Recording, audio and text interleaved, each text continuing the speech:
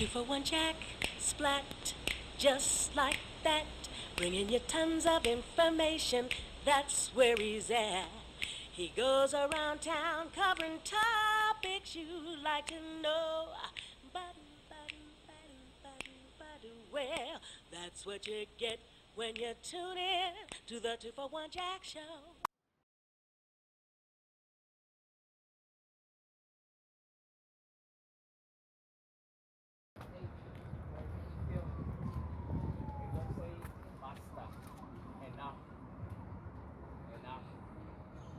So let us pray for that holy anger and courage to stand together in solidarity with one another and with those who are afflicted. And let us take a deep breath. I know that that's dangerous these days, to breathe freely. But we are asking for that spirit to give us the courage and the consolation to not be silent, to not remain indifferent. Loving and caring God, during this time of Pentecost, we pray for the grace of courage, the gift of the unveiling of our eyes, to see where the oppression is no longer humanizing and it is to come to an end. The unveiling of our hearts and our mouths, to speak up what needs to be said, to be agents of reform, of inclusion, of solidarity. Help us stand with one another and walk together, mindful of your spirit, of your blessing here and forever. Amen.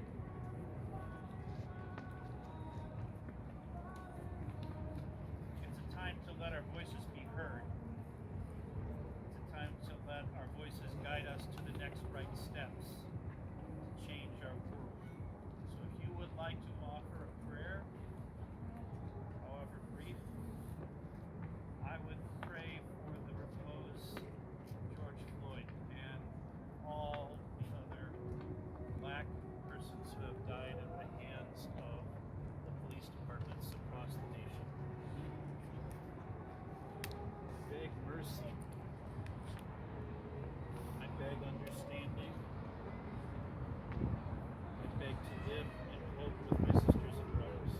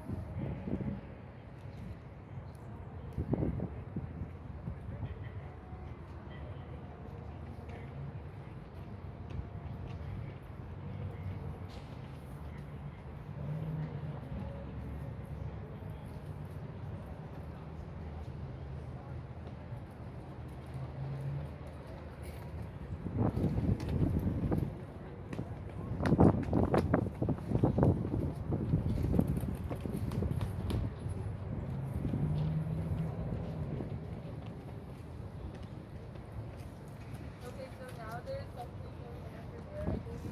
It's Canadian riding the wheel.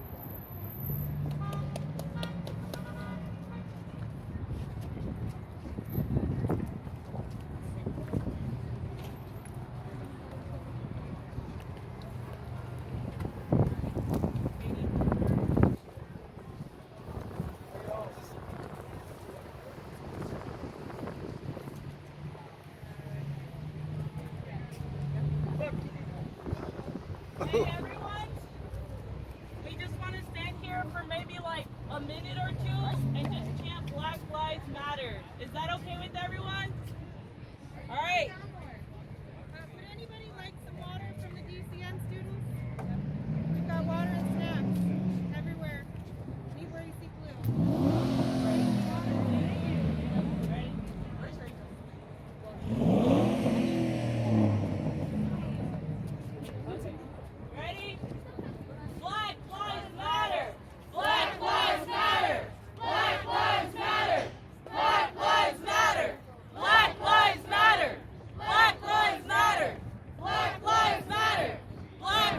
investing that long time work. And I'm here to tell you a little bit about what we've done, share a few thoughts that we've got. We're not out here trying to say like, we're the leaders, follow us.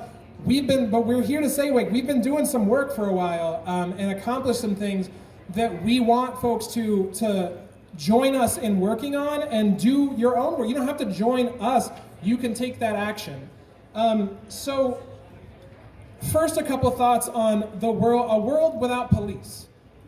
We've been talking about that. 3 weeks ago, I keep saying it's been a long year since 3 weeks ago, hasn't it?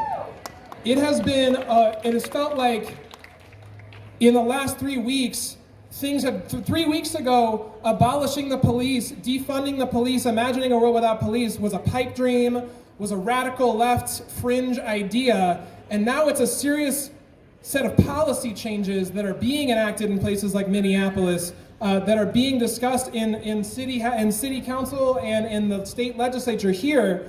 And it's important for us to really think. The chants in the streets have said, we want justice, we want change, and we want it, but we've got to be imagining and clear in our thought about what justice means, what changes we want to see. And I want to think with y'all about what would a world without police look like. And the first part is that we have to open our imaginations. Our systems, the way that our country's history and structure have been put together, have kept us from even thinking about a world without police. It is hard for us to imagine. We've lost that ability. But you know what else was hard to imagine was the end of chattel slavery. When people said that they wanted to abolish slavery hundreds of years ago, people literally could not imagine what the world would look like if we did not keep black folks in bondage and make them work for free and treat their bodies like pieces, like objects, instead of treat them as people. But the abolition movement helped the world imagine a world without slavery. And that's what Denver Justice Project is about. And that's what you all can be about too. And I think many of you already are about, is taking seriously and building our muscle to imagine possibilities that 3 weeks ago seemed like they were out of this world, just that's too much, it's not possible. So we need to imagine different structures. It's not about simply defunding the police. We do need to defund the police. Let me hear some noise if you think we should defund the police.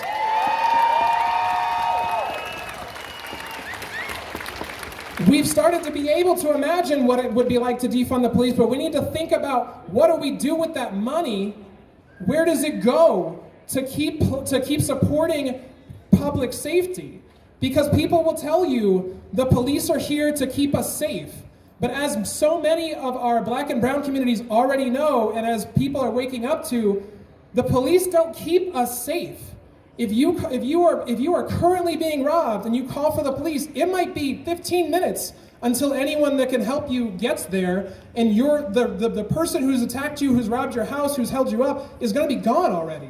And we know that they don't keep us safe. They respond to crimes, they respond to calls, and often most of the things that they handle, there's an investigation, they do a little digging, and they don't get your bike back, they don't get your wallet back, they don't prevent the assault, they don't prevent the rape or the murder, and a lot of times they don't solve that crime either. They don't bring people to justice because our justice system behind the police bring people into, also is not about justice. It's about punishment. And punishment doesn't actually keep us safe. It doesn't prevent future crimes. Our communities working together can keep us safe. Our communities working together can prevent those crimes. And that's what we need to be imagining. So I'll say a couple things about the way the Denver Justice Project sees the criminal justice system and the task of dismantling the police and the broken criminal justice system. We like to think about it in terms of the 4 C's. The criminal justice system is made up of cops, courts, and cages. Those are the external ways that the justice system shows up right now. You've got police in the streets, you've got courts that supposedly bring justice to our communities through trials and punishments. And then you got cages, the prisons where we keep people locked up for crimes that they've been convicted of, but do nothing to correct a damn thing. I think it's a crime, and we think we should all be outraged that we call prisons correctional facilities. They don't correct a damn thing, and we know it. They actually create more problems, they do more harm. Cops, courts, and cages are the external manifestations of the justice system, but they all sit on a foundation of consciousness. The ideas about what justice means, and that consciousness is one that's been animated since the beginning of our country and up to today by white supremacy, by the idea that white people are inherently better than any other people of any other color, and that supremacy gives them the ability and the right to act on people of color without their input, without their consent, and by force and lethal force if they feel like it's needed. White supremacy is one of the foundations that cops, courts, and cages sit on. Another one is punitivity. The fact that we think that punitive justice, that punishing people is going to be what fixes problems or prevents public safety threats. Punishment doesn't fix anything, it doesn't prevent things, it just makes us feel like justice has been served, when we know that justice is actually about healing, is about transformation, is about people who have done harm getting the support they need to not do it again. Being held accountable is what justice looks like, not punishment. And of course, the third part of the consciousness foundation that cops, courts, and cages sit on is profit. Y'all, policing, courts, and prisons are big business. These people are making money on the bodies of black and brown people, and importantly, of white people too. I need y'all to hear me when we say that the justice system's overreach, police violence is not just a problem for black and brown communities. We do get the disproportionate amount of the violence, of the murders, of the harm that's done to us. But we need y'all to hear it. White people, listen to me. White people are killed in the highest numbers of any group of people in our country. You are victims of police brutality too. It's disproportional to people who look like me, to black and brown folks. We get more than our share of the population of those punishments, of those acts of violence, of the prison sentences.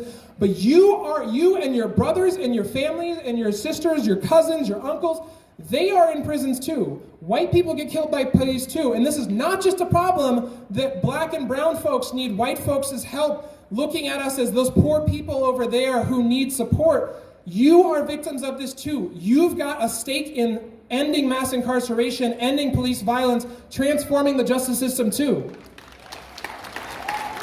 And that means that you can take action on your own. You can do your own work. You should do it in conjunction and in connection with people of color in their communities, but you don't have to wait to take action in your own communities.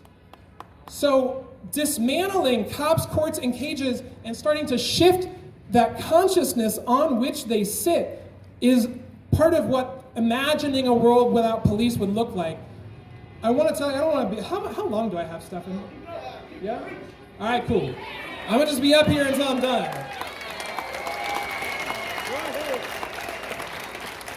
Thank you. So I want to give you just a little taste of what the Denver Justice Project has been about.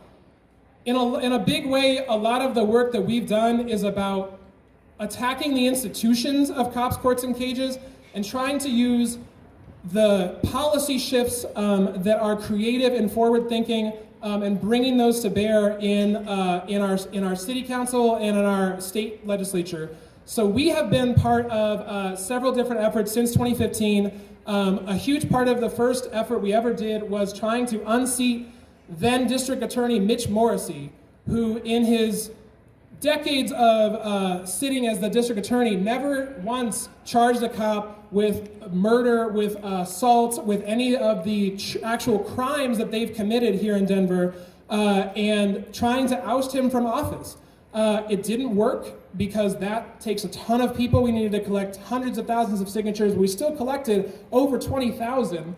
And we took that momentum into the 2016 DA race that put District Attorney Beth McCann, her office is right over there, by the way.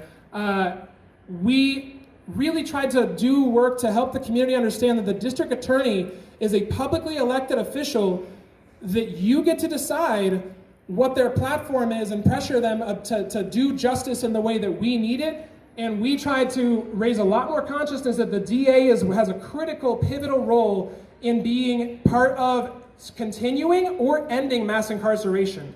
So many of the people who end up in jail were prosecuted by a district attorney who could have decided to give them a lesser sentence, could have decided to divert them into a restorative justice program, could have just made a bunch of different decisions.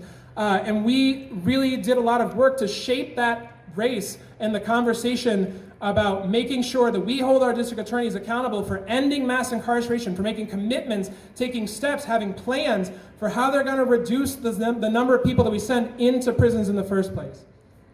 Another set of work that we've done has been about, another set of work that we've done has been about giving teeth to the independent oversight of our police here in this city. Raise your hand if you know what the Office of the Independent Monitor is. Cool. More of you should know what the Office of the Independent Monitor is. They are the civilian oversight of police here, and since the office was created in response to the killing of Paul Childs, mentally ill young black man who was shot by the police after his mother called for help because she couldn't control an aggressive outbreak he was having. He was mentally ill and he was out of touch with reality. And instead of sending a mental health care worker to support him, we sent an armed gunman with training in military tactics and poor legal training. And that is the sort of thing that the Office of the Independent Monitor was created to respond to oversee the conduct of police.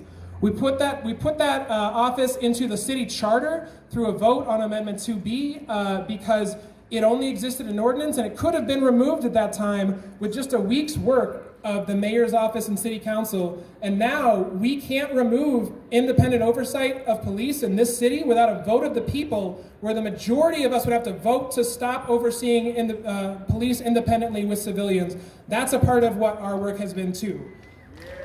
Thank you.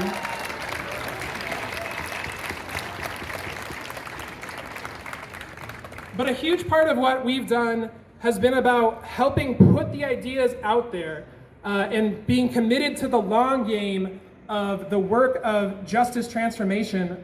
Thank you so much. 3 minutes. So we've done a lot of policy work. We could talk about different bills we've supported. We could talk about different campaigns here in the city legislature. But a big part of what we have been doing and what we're trying to do now is to provide some thought leadership from people who have been thinking about a world without police, a community's safety without armed gunmen for a long time. And one of the most important things that we did just happened last week. We have been working for 3 years to build an alternative response system for public health crises, for people who are having mental health emergencies, drug overdoses and substance issues, and folks who are in emergencies because they're homeless. We helped launch just last week a new initiative based on one in Eugene called Cahoots here in Denver on a pilot basis, so that now if you live between York and I-25, between I-70 and 6th, and along the Broadway corridor, if you have a friend who's suicidal, if you have a schizophrenic cousin who's not in touch with reality and you're worried about them, if you have a friend who's overdosing and you don't want to call the police, you can call 911 now, and they will send a new service called STAR, Support Team Assisted Response, that has a van with a mental health worker and a paramedic and 0 police officers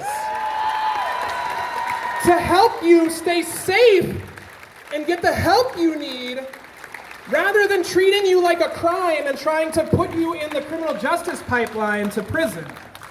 That is a real thing that's happened now because of the work that Denver Justice Project and many other organizations have done. And it's these sorts of alternatives that we can start to use to imagine what a world without police would look like. That's a real thing that's happening now, Denver. We can have nice things. We can do these things. These alternatives are possible, and our work has been about showing that these things are possible. And we are looking at trying. Denver Justice Project has been, like I said, a long game organization. And as you know, when the energy goes away, when the donations stop rolling in, someone's still got to be doing the work. We've been trying to do that, but we need a lot more resources and a lot more support to keep moving possibilities like STAR and these other alternatives to police forward. And I want to say a couple things about what you can do to be involved in that. So one of the first things, I've got notes here because there's so much to say. One of the first things is that we're in a moment, right? There have been organic protests led by our community, not any one organization, popping off for 3 weeks. And raise your hand if you have been to 2 days of protests so far. Cool, cool, cool. Keep your hands up. Raise your hand if you've been to 3 days of protests so far. Raise your hand if you've been to 4. Raise your hand if you think you've been to more than 6 days of protests. So thank you all. Thank you for showing up. Now let me ask you, how many people have you met down here that you can stay in touch with? I know that many of you who have been here for multiple days in a row, you start to recognize people. You've had conversations with folks who you didn't meet before. I need you to get that person's phone number, catch an email address, have a conversation about what you can do tomorrow, next week, next month to keep this work moving forward, because protests rise and fall. And whether or not the networks that these protests bring together stay active is what will make this justice work actually move forward. You can do that without a group like Deborah Justice Project, without Black Lives Matter, without any organization of your own. You can talk to your people and build your own efforts. And white folks, you can connect with other white folks to start dismantling that consciousness that lets white folks call the cops because they feel uncomfortable. Because there's somebody who's made them nervous. They call armed gunmen who are authorized to kill someone to feel more comfortable. You white folks can have conversations and build organizations, host workshops, do whatever it takes to start shifting the consciousness of your neighbors, your family, your friends, to help them know that 911 is not a fucking toy. It's not a customer service agency that's here to make you comfortable at all times. You need to help all of the Tamir Rice, all of the different names have started with someone who called the police. And you can have your neighbors, your friends, your family calling the police last. You don't need a single organization to do that to start having those conversations. So find a phone. Raise your hand if you can commit to getting 2 people's phone numbers today before you leave and having a conversation afterwards. Put them high. Now look around at the other people whose hands are raised. These are the people who want to keep doing something, and I want y'all to commit to connecting with each other and continuing these conversations about how you move this forward once the protests are gone, once the cameras are gone. You need to stay engaged no matter what. Now, if you want to support the Denver Justice Project, we have been, frankly, struggling to keep our doors open because until about 3 weeks ago, it wasn't exactly sexy, anymore, and up in the news, and there weren't cameras and protests on police violence, on imagining these alternatives. And we want to take this energy and plug people in and start and harness some of this toward the transformative change that we've always been about. But we can't take just anyone, because managing volunteers is its own work. I would encourage you to, whatever you do, if you want to reach out to an organization to get involved, tell them what you're good at. Help them understand what kind of skills you have to offer, because folks hitting us up saying, I'm pissed, I want to get involved, makes it difficult for me to understand how to even interact, and I lose time, we lose energy. Organizers who have been doing this work can't be in charge of all of this mass funneling people to places. So please do, if you reach out to anyone, including us, let us know how you think you could be engaged. And don't be mad if we can't get back to you or it takes a minute, because it's always a small group of people doing the work. We want you to learn more about Denver Justice Project. We certainly would love if you would give us money, because that's not a thing. Let me say this. The nonprofit industrial complex and the foundations that fund it, until about a week ago, have not been focused on giving money toward transforming law enforcement and abolishing the police. I'll tell you what rich people are not funding. It's not abolishing the police. So we certainly want your donations, but we also need help. We are looking for committed, serious organizers, people who want to get involved in that long game work. And you can find out more. You can fill out our volunteer intake form. You can find our donation link at denverjusticeproject.org. That's denverjusticeproject.org. We're on Facebook. We're on Twitter. We do want and need help. We especially are looking for people of color who want to get involved in leading, providing the leadership for our communities on these transformational paths toward the world without police. So please reach out to us if that's you. And if you're an ally or an accomplice who wants to get engaged, go to denverjusticeproject.org, fill out that volunteer intake form on the Get Involved tab. But please be patient with us. There's only so many people. There's about 4 folks who really make it up right now, and it's gonna take us a minute. But please do hit us up, because we need folks who do video stuff, who can help us stream online, who've got experience managing volunteers, who can do the grant writing that we need, because some of these foundations are shifting now. But that's how you can connect with us, denverjusticeproject.org.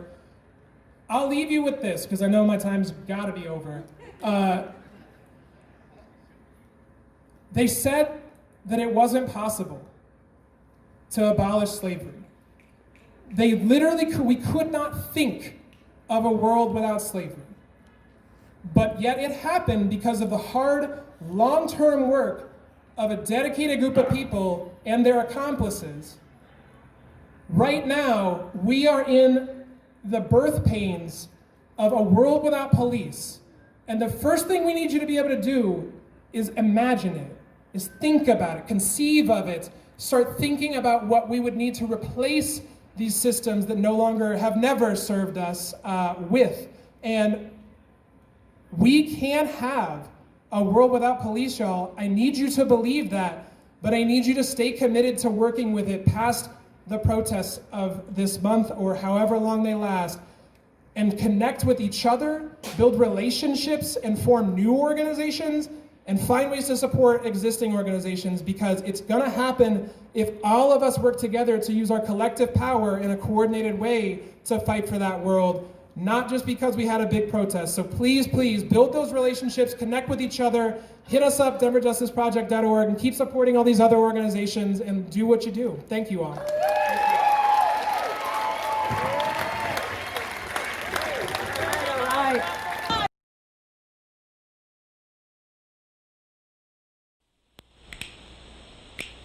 It's 2 for 1 Jack, splat, just like that. Bringing you tons of information, that's where he's at. He goes around town covering topics you'd like to know.